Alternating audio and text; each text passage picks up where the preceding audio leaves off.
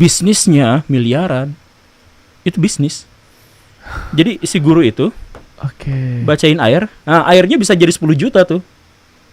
Bahkan di internet sekarang obat kanker udah disolawatin sama guru ini. Banyak di situ gitu. Itu emang bisnis. Iya, Pak. Dan si gurunya akhirnya jadi punya mobil sport, rumahnya gede, jualan air. Aduh. Saya punya guru yakni Al-Habib Muhammad Bahar bin Ali bin Sumaid untuk dagang air. Saya murid beliau. Nah, air beliau ini air doa untuk pembangunan pondok pesantren Tajul Alawiyin yang dibangun daerah Pabuaran, Kemang. Betul nggak? Siapa yang jagang air ini? Yang jalanin air ini siapa? Panitianya ada? Ada. Berapa harga airnya? Orang kompak, berapa harga airnya? Berapa harga airnya? Dan airnya, fadilahnya ini air rautib, air hizib, air doa, langsung dibacakan oleh guru kita. Saya kalau ikut Habib Bahar wirid, baca ratib, baca hizib nasor, hizib bahar, itu lama sekali beliau kalau wirid. Sama dong kita kalau wirid, Rotibul Haddad juga lama loh, tapi tidak dijual airnya. Tapi ini video yang kita lihat adalah untuk dijual belikan air doa katanya. Sungguh sangat luar biasa.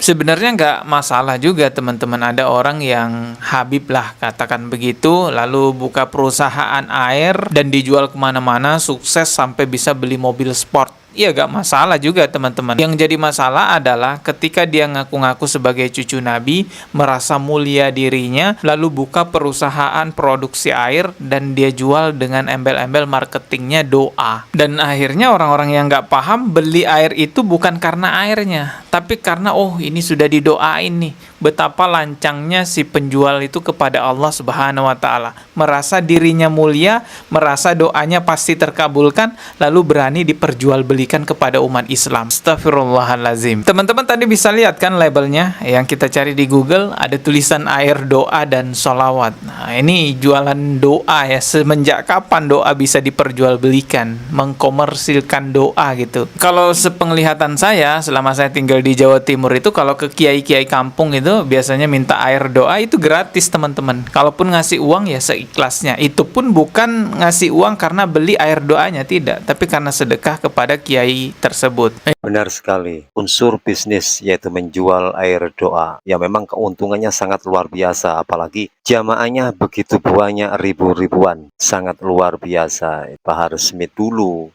kalau kita ke kiai minta barokah doa, itu tidak diperjualbelikan. Namun jika kita menginginkan memberi kepada sang kiai tersebut atas barokah doanya, kita itu pun mengasih dengan seikhlasnya. Jadi tidak ditarget ataupun tidak dijual belikan. Ini sungguh sangat memalukan, mengatasnamakan agama dengan embel-embel bahwasanya mengakui sebagai cucu dari baginda Rasulullah Muhammad SAW. Na'udzubillah min dzalik.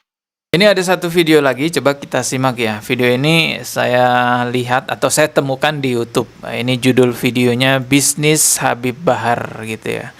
Sudah banyak nih yang nonton, 8 juta lebih nih yang nonton ya. Diupload tanggal 29 Januari 2024. Coba kita simak videonya ya. Bisnis dengan mengatasnamakan cucu Nabi memang sangat menggiurkan. Apalagi dibumbui dengan mulut kasar dan lipstik merah di bibirnya, membuat barang murahan bisa terjual dengan harga puluhan juta. Dan lihatlah ketika Habib Bahar menjual barang murahannya itu. Sebelum jualan dilakukan, ia teriak-teriak menghina pejabat, lalu menangis. Dan lihatlah setelah ia keluarkan triknya itu. Beliau tadi melelang surban 10 juta, kemudian cincin beliau diawali dengan nilaian 10 juta, siwak yang beliau pakai diawali dengan nilai 1 juta. Meskipun harga yang dibanderol tak masuk nalar, namun ada orang yang rela mengeluarkan uang puluhan jutanya untuk membelinya. Seolah-olah dengan sorban yang dibelinya itu bisa mengatasi segala macam permasalahan hidupnya, bahkan bisa masuk surga. Inilah yang terjadi di kalangan kita sebagai seorang awam yang mengakui bahwasanya saat kita membeli sesuatu barang apapun yang dipakai oleh seorang habaib akan menjadikan diri kita itu bisa menyelesaikan suatu masalah. Padahal secara logika tidaklah benar, apalagi dengan bandrol yang sangat tinggi harganya. Padahal kalau secara normal itu harga surban di toko ya paling mahal lah, paling mahal itu sekitaran harga antara 150 sampai 200, itu pun yang paling mahal kalau menurut saya ya. Nah, ini dengan hal semacam ini yang kita lihat di video ini dibanderol dengan harga 10 juta dan siwak dengan harga 1 juta. Subhanallah. Namun masih ada muhibbinnya yang begitu sangat percaya ya. Entah kenapa dan apa penyebabnya para muhibbin yang otaknya tidak mau berpikir secara logika bahwasanya keberkahan itu bukanlah dari membeli sesuatu dari orang yang kita sanjung-sanjung, apalagi orang itu nasabnya memang tidak sambung pada baginda Rasulullah Muhammad SAW. Hanya pengakuan saja. Sekali lagi, hanya pengakuan saja. Ya, mudah-mudahan kita semuanya lebih sadar daripada membeli sesuatu yang tidak logis. Alangkah baiknya uang 10 juta ataupun 1 juta kita gunakan untuk keluarga kita, manfaatkan untuk anak istri kita. Nah, teman-teman, ini bisa kita lihat memang Bahar Smith ini udah lama ya, sering kali menjual barang-barang bekasnya dengan dalih barokah gitu ya, ada barokah pada dirinya ya, seperti surbannya dibanderol 10 juta, bahkan siwak bekas dipakai tuh, bekas kena jigong, mohon maaf tuh saya harus bilang jigong ya, itu dijual 1 juta laku. Kenapa laku? Ya karena ngaku sebagai cucu Nabi, pembelinya menganggap itu penuh barokah. Jigong pun dianggap penuh barokah, teman-teman. Ini adalah tugas kita semua untuk mengingatkan kepada rakyat Indonesia bahwa barokah itu tidak bisa diperjualbeli, doa itu tidak bisa diperjualbelikan, karomah itu tidak bisa diperjualbelikan. Seperti dulu Samsudin itu kan ketahuan jual gelang karomah, katanya bisa kebal kalau pakai gelang itu. Masih banyak orang-orang Indonesia yang terpengaruh dengan hal-hal semacam itu. Ini tugas kita untuk memberi pencerahan kepada sesama muslim kita di Indonesia. Dan rata-rata biasanya orang yang terpengaruh itu adalah orang-orang yang, mohon maaf, tidak terlalu kaya, bahkan bisa dibilang miskin lah. Dia susah payah ngeluarin uang untuk membeli sesuatu yang sebenarnya nggak ada faedahnya juga. Siwak bekas 1 juta itu buat apa gitu loh. Barokah itu orang tuamu tuh dinafkahi, itu barokah banget tuh. Atau nyantuni anak yatim, itu barokah itu ya. Tapi memang kan ya karena jualan nasab, karena juga biasanya berdalih ini kan buat pembangunan pesantren, ini kan buat pembangunan masjid. Silakan buka donasi buat pembangunan pesantren ataupun masjid.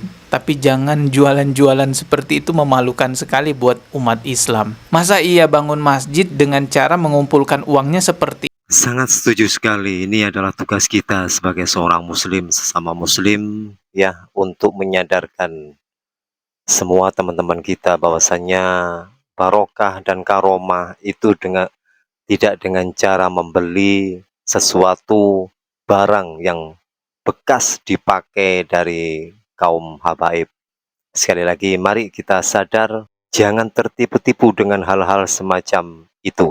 Karena kita saat ini, yang perekonomian saat ini lagi sulit, kita membeli sesuatu yang tidak sesuai dengan harga nominal di pasaran, lebih baik gunakan uang kita tersebut untuk kebutuhan kita sehari-hari dengan anak istri kita. Dengan adanya video ini, mudah-mudahan kita lebih sadar dan lebih paham bahwasanya jangan sampai kita ini terus-terus dibodohi oleh orang-orang ataupun oknum yang mengakui sebagai cucu baginda Rasulullah Muhammad SAW, akan tetapi akhlak dan perilakunya tidak sesuai dengan teladan baginda Rasulullah Muhammad SAW. Terima kasih. Jazakumullah khairan katsira. Assalamualaikum warahmatullahi wabarakatuh.